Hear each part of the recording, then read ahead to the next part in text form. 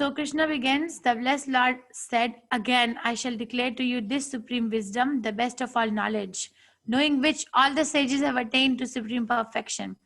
Krishna is so interesting. He's saying this is the best of all knowledge. Remember in chapter 9, he said that this is the secretive of all secrets. Most guhyam, guhyataram. So very secret, secrets of all secrets, and king of all knowledge, Raj Vidya, Raj Guhyam. And here he's saying is the best of all knowledge. So Krishna is calling the knowledge about the three modes of material nature is the best. So far, whatever I've said is good, good enough, but this is the best. Why? Because after we know this, all the sages have attained to the supreme perfection. That is the goal of knowledge. We studied yesterday, Gyanam means goal of knowledge. If I'm doing something, I must have a goal in mind. There is a book, Seven Habits of Highly Effective People. It's a very famous book. I have the book. So in that, author tells 7 habits of what are the how can we increase our effectiveness in day-to-day life. So one of the habits he talks about is starting with the end in mind. So start with the end in mind. So you say, okay, I'm learning this, but what is the purpose behind this learning? That particular person who sits and learns with the goal that, okay, I need to know this because I have a need to improve my lifestyle. I have a need to understand myself. Something we have to define the goal statement for our own self. That person will learn in a more intense manner. That person will be a good learner. Other than that, who comes and just says, I'm just going to check it out. I'm just going to check it out. That statement, okay, everyone is welcome to do anything in their life, but I'm just going to check it out is a very, is lacking a responsibility. And human life is a life of responsibility. So we should be, quite vocal about what's my responsibility. And responsibility means, one of the parts of responsibility means having a goal. Let's say somebody gets married. Now it's a responsible job. It's a responsible, you're assuming the responsibility or increasing your responsibility. And if someone says, oh, I'm just going to get married to check it out, to check it out if it's going to work or not, that is a very irresponsible platform to begin with. Okay, so like that, Krishna says this knowledge is the best of all knowledge because you achieve the goal of the knowledge. And what is the goal of the knowledge? That attain to the supreme perfection. Got it? So a part of being responsible means I should have a goal and I should work towards that goal. I should not be going in the dark or driving in the dark or walking in the dark. So Krishna says this particular knowledge will give the goal or will help you attain the goal. And the goal should be no less than achieving supreme perfection. And that is the beauty of knowledge about the 3 modes of material nature. These are Nav Yogendras, the 9 rishis who were very exalted sages. I'm forgetting the name of this king. I think it's King Nimi. It's in 9th canto Srimad Bhagavatam, King Nimi. And they would appear wherever there is chanting of the hymns and glorification of Krishna to bless the environment. Okay, we continue. By becoming fixed in this knowledge, one can attain to the transcendental nature, which is like my own nature. Thus established, one is not born at the time of creation, nor disturbed at the time of dissolution. Okay, so what is the importance of becoming fixed in this knowledge? That one is able to get fixed. Understanding and becoming fixed in the understanding are 2 different things. One may have a theoretical understanding that Krishna says that Krishna has a nature, a spiritual world where there is no birth, no death, no old age, no disease, and no kuntha, no anxiety. That is why it is called as Vaikuntha. Theoretically, we can understand, but have we become fixed in that? Bhakti Vinod Thakur Prabhupada actually talks a lot about it. Prabhupada also talks about it, that if we understand that there is a place where we can be free from birth, death, old age, and disease, there is a place where I don't have to work like so hard to maintain my livelihood. There is a place where I don't have to struggle at all. We actually must be captivated to go to that place. We actually must be captivated, but we don't get captivated. We say, okay, there is a place like that, but I'm quite okay here. That that doesn't happen. I actually did a class on this topic once in the temple, in Srimad Bhagavatam class, that why are we not getting captivated? We know Krishna is saying that one becomes fixed. By becoming fixed in this knowledge, one can attain to the transcendental nature, which is like my own nature. That's established. One is not born at the time of creation, not disturbed at the time of dissolution. We must be captivated. Vaikuntha is a very nice place to be. You see, all it's described in Srimad Bhagavatam. That let's say the woman in Vaikuntha, it's described. Vyasdev writes in Srimad Bhagavatam, their bodily structure is perfect. They're perfect. Over here, we see some ladies are very beautiful, some are not so beautiful. Bodily, everyone is beautiful in the heart. But just try to understand what point I'm trying to make. But in Vaikuntha, there is no such defect. Why are they so perfect? Why are they so perfect? Because they're actually serving the perfect. So they get that quality of Krishna. They get that nature and they realize and they become fixed. They are married. The devotees in Vaikuntha are married, but they are so busy in serving Krishna, both husband and wife. We can see here the husband and wife, they all are very, very busy in serving Krishna. Everyone here, that they don't really have any other desire just to serve other than serving Krishna. It's a very happy place to be. Everyone is very happy. But people in this place have phobias to everything. And one of the phobias that people have is called as cheerophobia. Cheerophobia. Cheerophobia is a phobia of being happy. You know, there are people who get very worried that they are happy, because to them happiness means that another distress is coming now. So I should not be happy. So if I'm not happy, then there'll be no distress. Such conditioned we are, so much conditioned. But now Krishna gives information about the transcendental nature. We can say, okay, I have a knowledge, but I'm not fixed in knowledge. But coming back to this, that if I understand the three modes of nature, this chapter 14 of Bhagavad Gita, then I become fixed in my conviction that yes, I want to go there. Yes, I want to I want to be living a life of that particular place and not here. Okay, so understand the importance of this chapter. Sarvayonishu Kantaya Murtaya Sambhavanti Yaha Tasam Brahma Mahadionir Aham Bija Pradapita. It should be understood that all species of life, all of them, not just humans, all species of life, O son of Kunti, are made possible by birth in this material nature, and that I am the seed-giving father. So, aham bija prada pitaha. So, material nature is the mother, but who's the father? Who's the father? Krishna says, I am the father. Everyone. Okay, he says that. Again, the same thing, but a different slide. Sorry, Krishna. It should be understood that all species of life, O son of Kunti, are made possible by birth in this material nature, and that I am the seed-giving father. All of them. If I understand that my father is Krishna, and then let's say you also understand properly that your father is also Krishna, are we going to fight with each other? Are we going to fight with each other over a tract of land or over some sort of acquisition of some property or some sort of leadership in house or in community? Are we going to fight over it, or is there going to be an agreement that what's going to happen? Or the countries are going to manufacture nuclear wars or nuclear weapons against each other? Are they going to do that? Nuclear weapon, there will be a need for will there be a need for a nuclear weapon if every single person in the whole world on earth becomes Krishna conscious? Will there be any need? You can write to me in the chat. No. Okay, one person has responded so far. Okay, more now. No. Right? Why do you say no? Why do you say no? Because we understand that actually I'm not the enjoyer, I'm not the proprietor, I'm not the dictator. It's Krishna. Isha Vasham idam sarvam yat akinchana jagat avyayam. Yat kincha jagat avyayam, not akincha. Okay, so we have to purify our consciousness. That is the only That is the only most polluted thing in the whole world.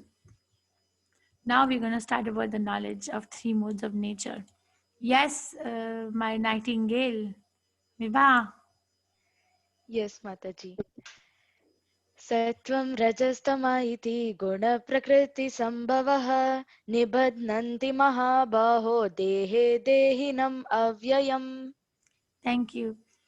Material nature consists of the three modes: goodness, passion, and ignorance. When the living entity comes in contact with nature, he becomes conditioned by these modes. Very important verse. When the living entity or the soul comes in contact with the nature, he becomes conditioned by these modes. So, in original constitutional state, the living entity is not conditioned. But when it comes in contact, Prabhupada gives example that healthy situation of any person is to be healthy, disease free, right? To not to have disease in their body or mind. But when the disease enters the body, then the disease takes control. Then all our activities are actually subordinate to the disease. If God forbid, if somebody is sick, let's say they have high fever, they cannot go to work. They cannot, regularly. They cannot be so energetic to do the household work or inside the house. Also, they cannot. We cannot expect them to cook and clean and then do so many laundry and iron the clothes or whatever because they are sick because now the disease has taken over the body. But original state is to be disease free. Like that original position of the soul is not to be conditioned. But when the soul enters this material world, it becomes conditioned. Okay, this is what he's saying, and it gets conditioned by what? It gets conditioned by one or two or all of these modes: goodness, passion, or ignorance. So this is the symptom. These are the symptom of person in mode of goodness. Yeah, Vibha. तत्र सत्वं निर्मलत्वात् प्रकाशकम् अनामयम् सुखसङ्गेन बध्नाति ज्ञानसङ्गेन च नघ. Thank you. O sinless one, the mode of goodness being purer than others is illuminating and it frees one from all sinful reactions. Those situated in that mode develop knowledge, but they become conditioned by the concept of happiness. So, mode of goodness is definitely better than passion and ignorance. Why? Because it is illuminating. One gets the knowledge and is free from sinful reaction because the root of all sinful reaction is avidya, ignorance. I did not know. But when you know, or when I know, I will not do it. So that knowledge, that knowing platform comes from mode of goodness. But what happens is that the person in the mode of goodness becomes very conditioned by the concept of happiness. Because they're not doing any sinful activity, so they're happy. Sinful activity makes one unhappy. But that is also not pure devotional service because now they're saying, okay, I'm very comfortable in this particular mode. Okay, so let's see this video. Come, let us go for a stroll in the countryside. Look, I brought us a healthy picnic lunch.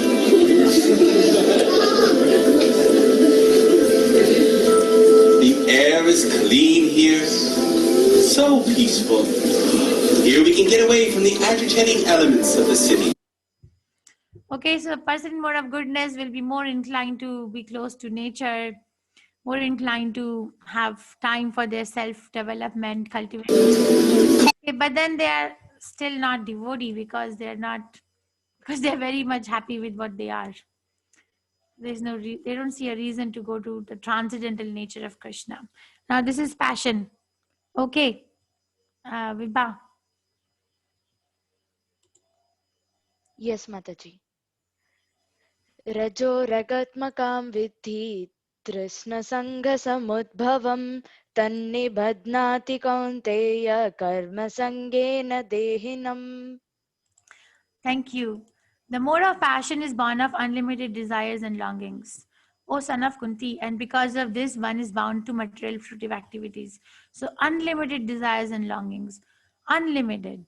That, okay, I have this much today, and tomorrow, how much can I get more?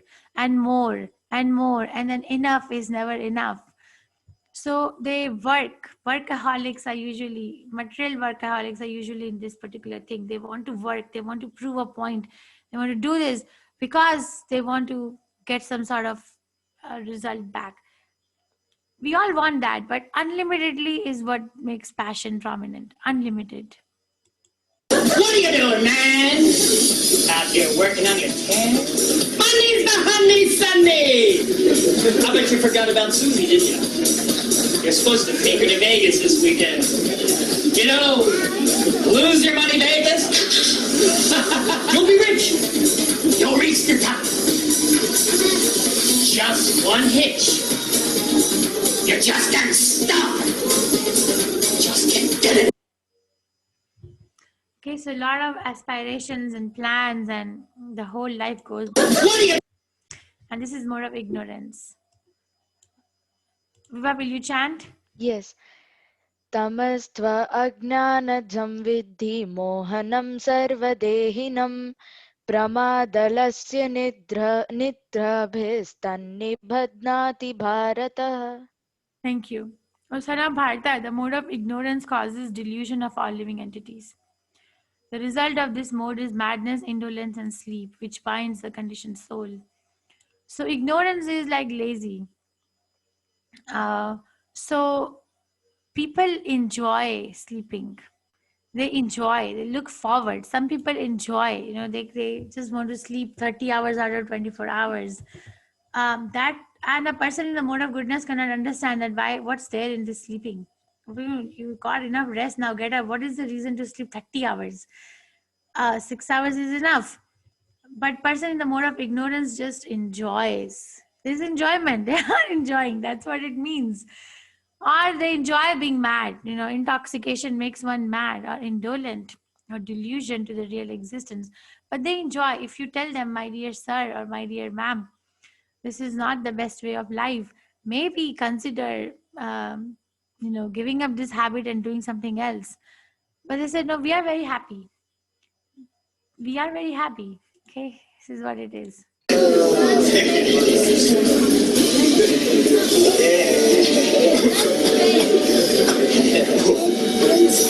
Hey, that's that! That's that, man!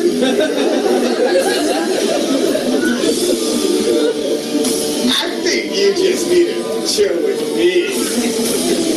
I got 6 packs in the fridge, play some video games, watch some TV, shut the curtains and just shut out the world.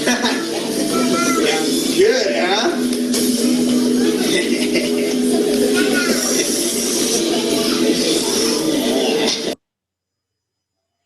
So nice, right? These are Gurukula boys.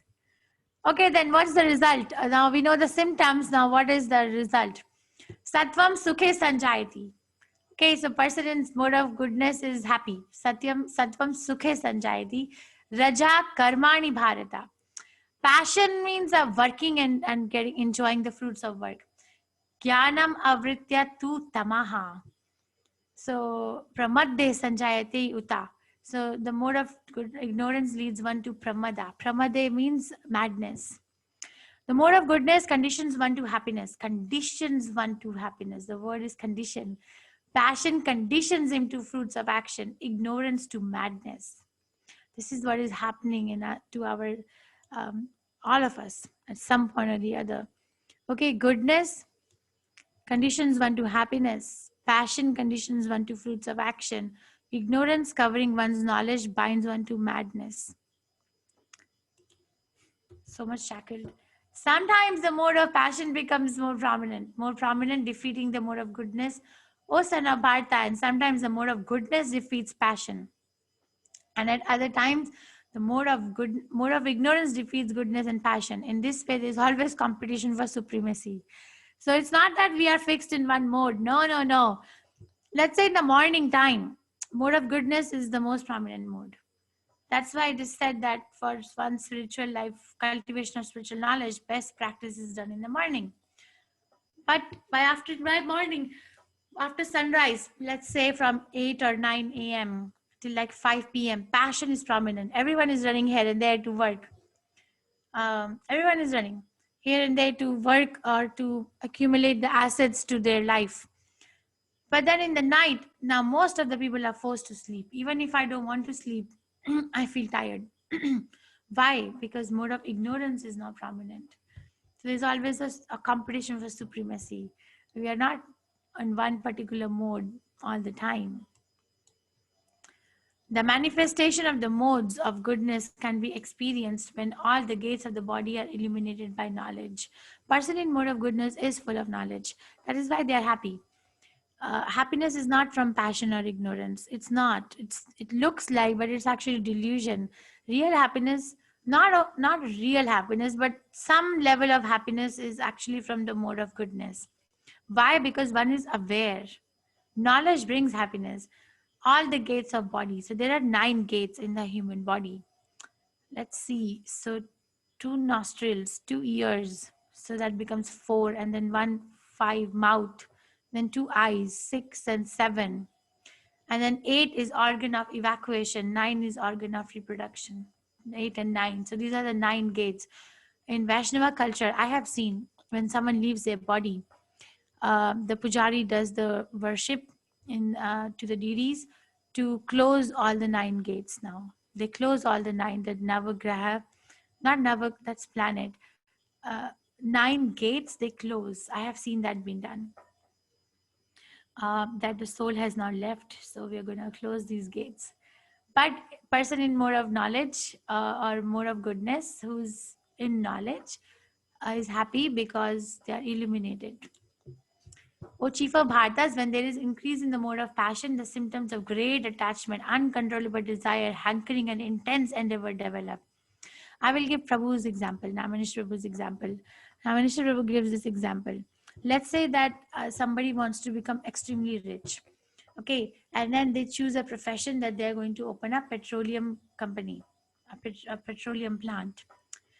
Okay, so what do? They go in the middle of the ocean to dig at the bed of the ocean. Can you imagine like staying in the ocean all day, day after day, day after day, and then digging? Such a dangerous job. Somehow do that. First of all, that itself is very difficult. And get it. And then open a huge plant to purify the petrol that you got from the bottom of the ocean.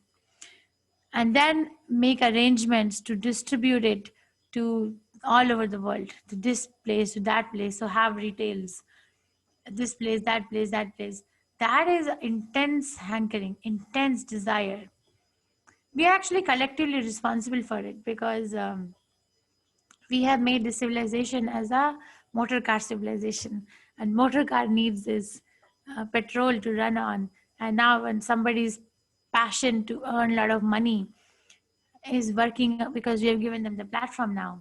So uncontrollable desire, hankering, and intense endeavor. Or we can look at our own self.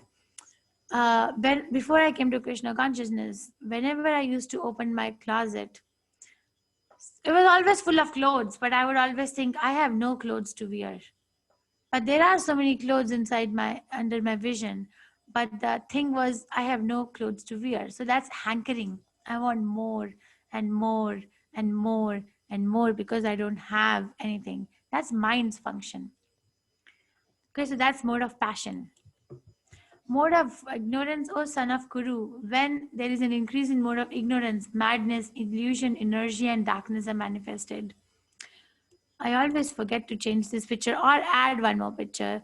This is the addiction over here.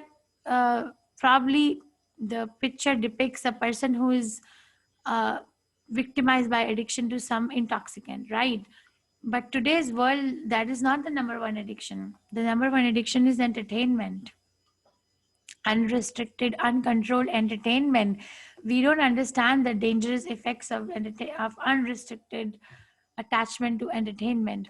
Not everyone, but most of the people think that their life is restricted to a 5-inch screen. That's what the life is all about. So that is also addiction, and that is all coming from mode of ignorance. Okay, so we can understand.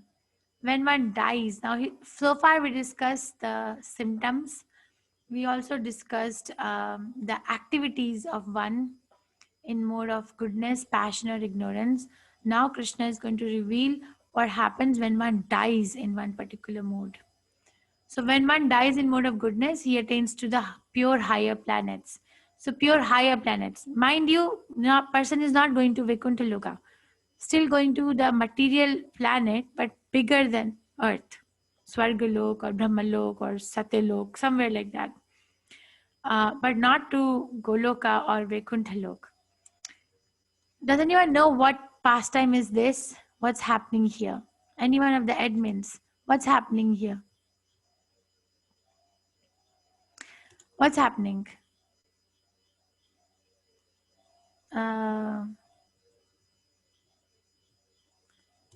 This is Narad Muni. Uh-huh. Yes, Narad Muni. Then Narad Muni is Taking teaching. class. Yes. The sons of Sons of? Daksha Mataji. Yes. Yes. So Narad Muni is preaching to 10,000 sons of Daksha. So Brahma, when he created the world, he had two sons, Daksha and Lord Shiva. So Daksha was given the authority to populate the planets. Brahma made the planets. Now he didn't populate. He just had Lord Shiva and Daksha, and then the four Kumaras came later. But four Kumaras said they're not going to marry ever. So they are like Nashtika Brahmachari. Lord Shiva is renunciant anyway. So Daksha was left with the job to populate the planets. Daksha word means perfect or expert. So Daksha had 10,000 sons, 10,000 of them. So he gave them good knowledge, he gave them good upbringing, and when the time came for them to get married so that they can populate the planets, he told them, go to Narad Muni and seek his blessings. This is in 4th canto Srimad Bhagavatam. Seek his blessings before you start this pious work of entering into Grihasthashram and populating the world, the planets. So they went to the Narad Muni, all 10,000 of them, to seek blessings so that they can get married and have a very nice marriage and populate the planets. Okay, but then they went to Narad Muni. Narad Muni, what did he do? He gave them the knowledge of Krishna, and he gave them the knowledge of renunciation from the material activities. So they met Narad Muni not even for half a day, but they all of them, 10,000 of them took sannyas. That is the effect of association with a pure devotee. All of them, that we don't want to enter this marriage business and forgetting my real constitutional position of serving Krishna. So Daksha was really angry. Then what did Daksha do? Daksha then gave a birth to another 5,000 set of sons. And he said, okay, now he again did the same thing. And again, the time came for those 5,000 sons to get married. And he again said, okay, go and seek blessings from Narad Muni. So they went, 5,000 sons again went to Narad Muni, and Narad Muni gave them the instructions that the younger brothers are supposed to follow the good steps of their exalted older brothers. So he gave them the knowledge of Krishna again, and he also convinced that you are supposed to follow the footsteps or standards set forth by your older brothers. So they also took sannyas, 5,000 sons, so 15,000 sons of Daksha. So now Daksha was really mad. Daksha was really mad that Daksha cursed Narad Muni that you are not letting my family life to flourish. So I curse you that you will never have a roof over your head, and you will always be traveling from one place to another, and you'll never have one fixed situation in life. Narad Muni is so powerful, he could have reverted the curse, but he accepted it. And Prabhupada, this is one of the last verses of 4th canto Srimad Bhagavatam. Prabhupada writes that in a family, when one becomes a rightful claim of proprietor of heritage, right? In heritage, in the same way, the sin is also passed over from one generation to another. So Narad Muni was cursed to walk around the whole planet in service to Krishna. So we are in Narad Muni's sampradaya.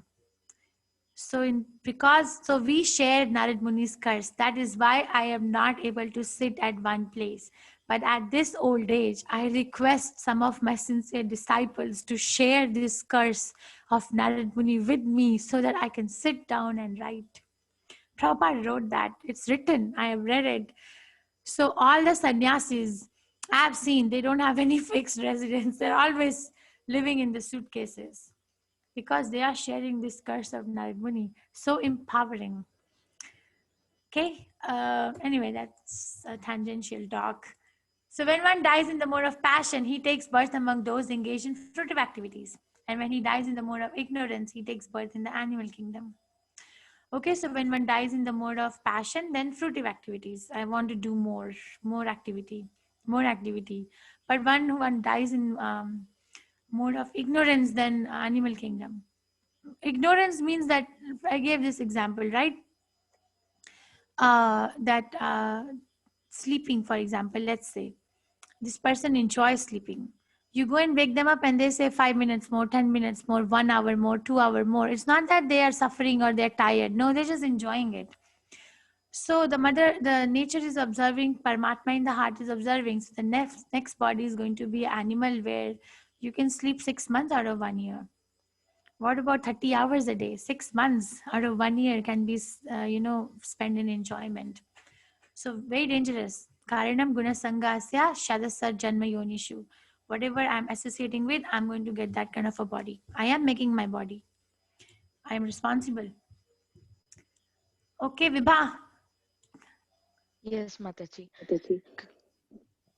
कर्मणा सुकृतस्याहु सात्विकं निर्मलं फलं रजसस्तु फलं दुःखम् अज्ञानं तमसः फलम्. Thank you. By acting in mode of goodness, one becomes purified. Work done in mode of passion results in distress. Action performed in mode of ignorance result in foolishness. So goodness means purification. One feels light. One feels happy. And passion means distress.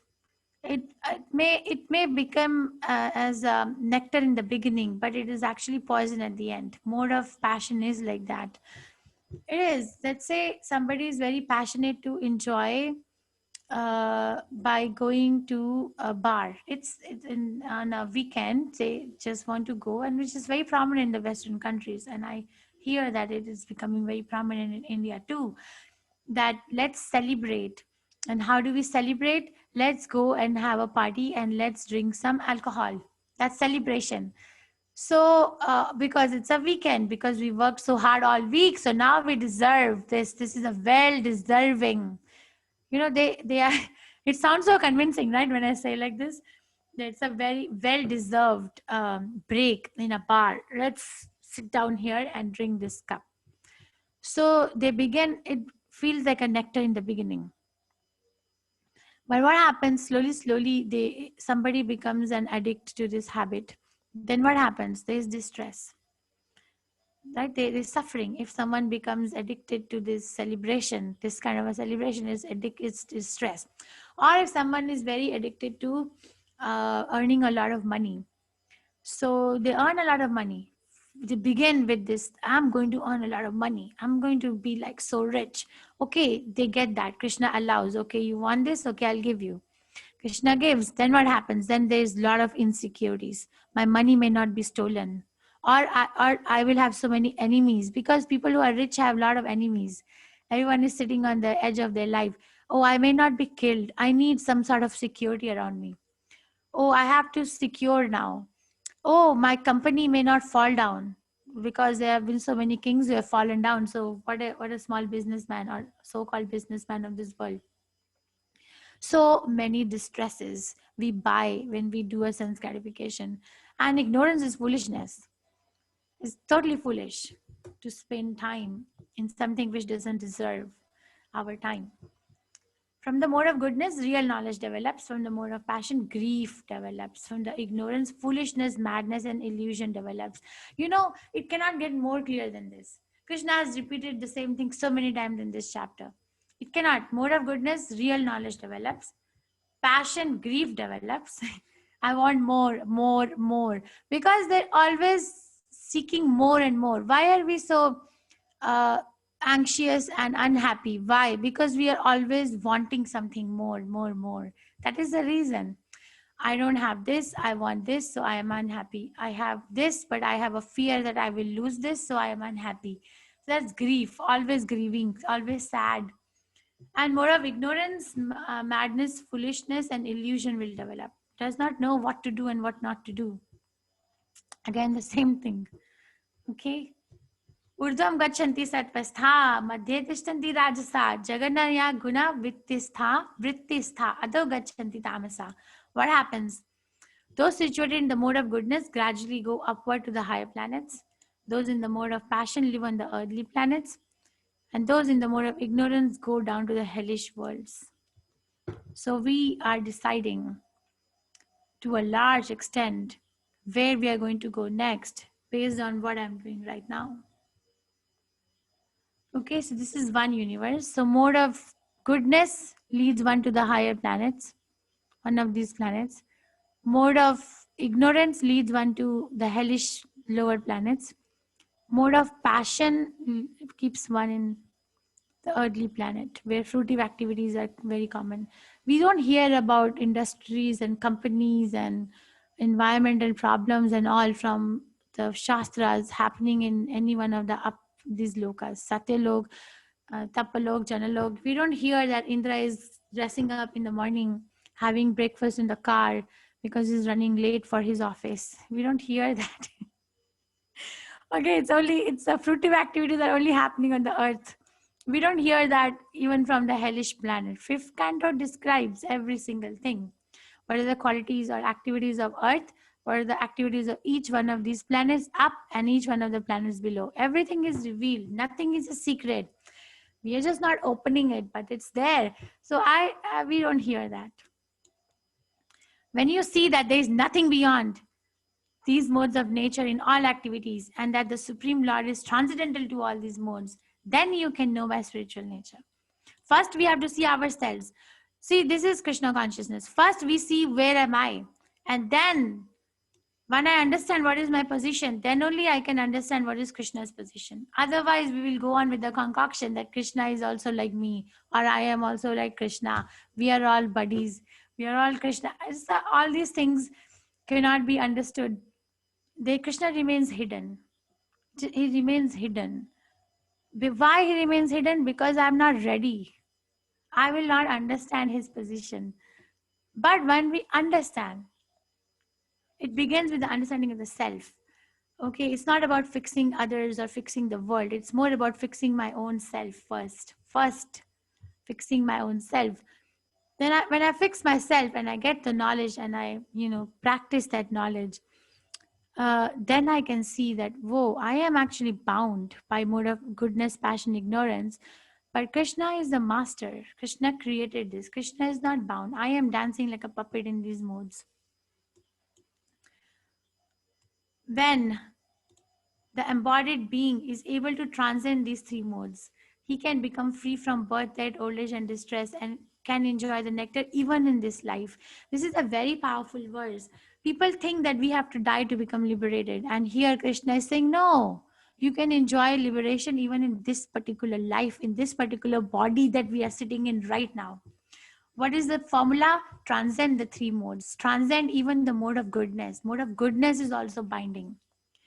What about what to say of passion and ignorance, which are obviously binding? One becomes free from the concept of birth, death, old age, disease, and can enjoy the nectar even in this life. So we can get released.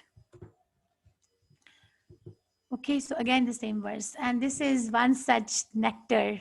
This I'm going to show you from 45 minutes. These are Prabhupada's disciples and singing with Prabhupada. And Prabhupada's youngest sannyasi was 22 years old in Los Angeles. Prabhupada is like Narad Muni. Narad Muni, Daksha's sons went and Narad Muni said, gave them the knowledge of Krishna and they took sannyas. Prabhupada was just like that. That anyone who came in touch with Prabhupada did not hesitate to take sannyas. And they're all Americans. This is in San Francisco. And the devotee who's going to be singing is Vishnujan Swami. Okay, enjoy for a few minutes.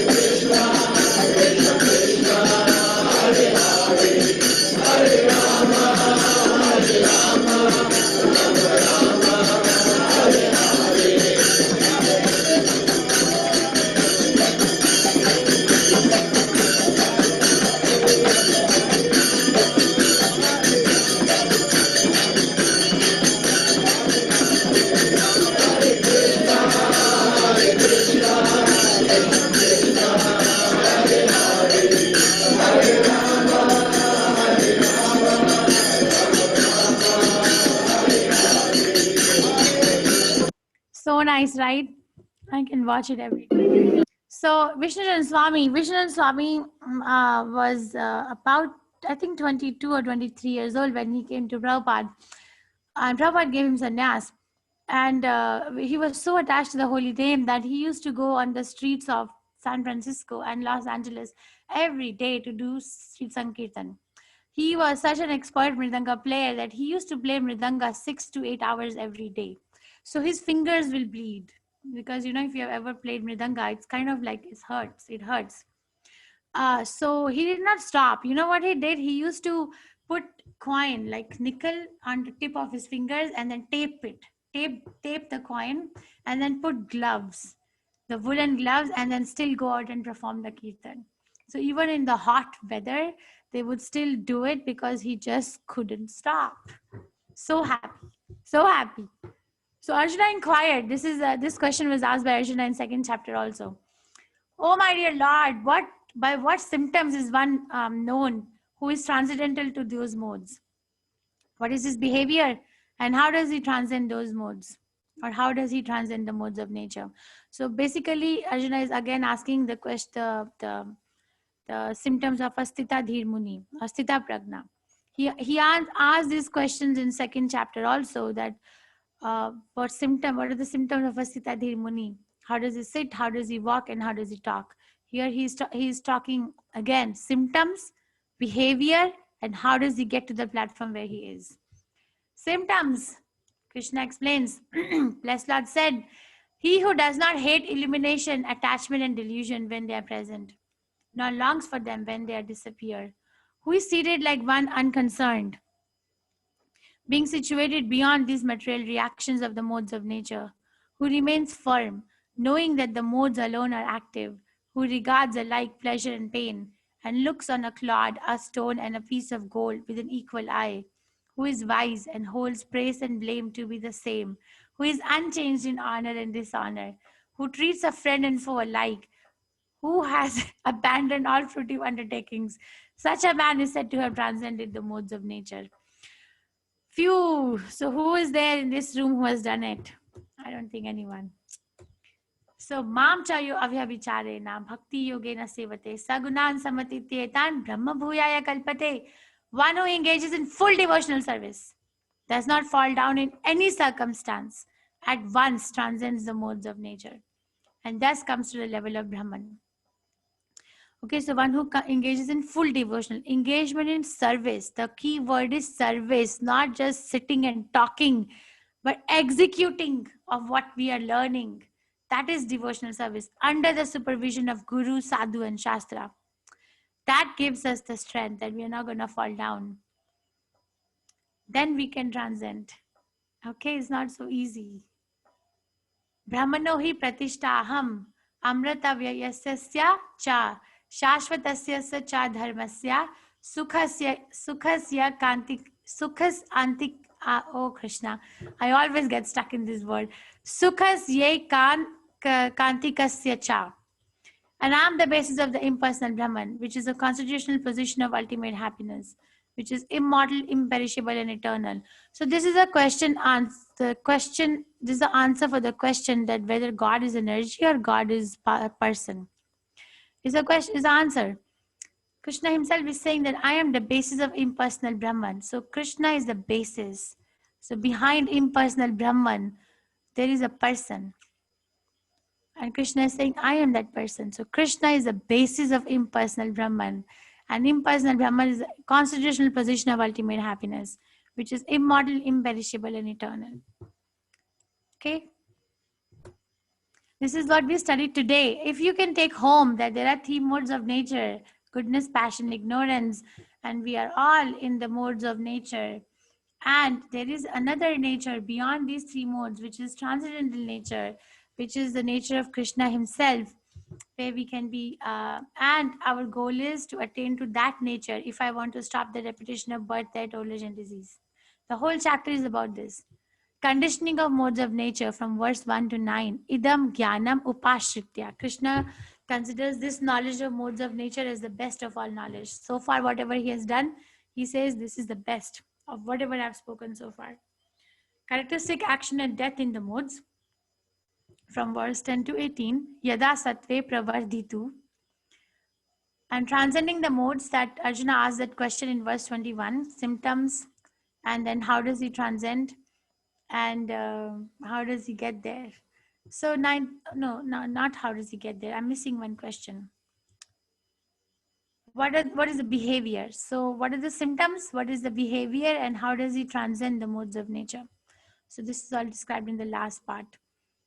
Transcending the modes from verse 19 to 27. Mam chayu avyabhicharena means that one who engages in the full devotional service to me, to Krishna. There is no other way. There is no other way, and there is no other way.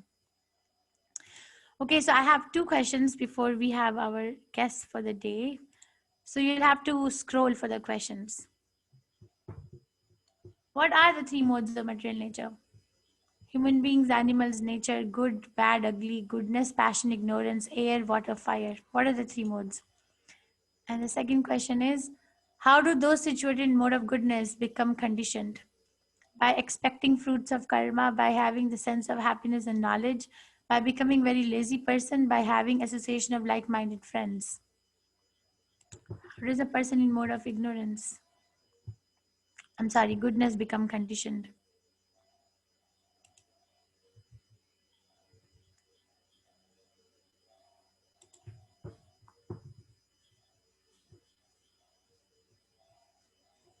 Okay, so far 50% of the class has voted. Please read the questions carefully. What are the three modes of material nature? And how does those situated in mode of goodness become conditioned? 63% have answered.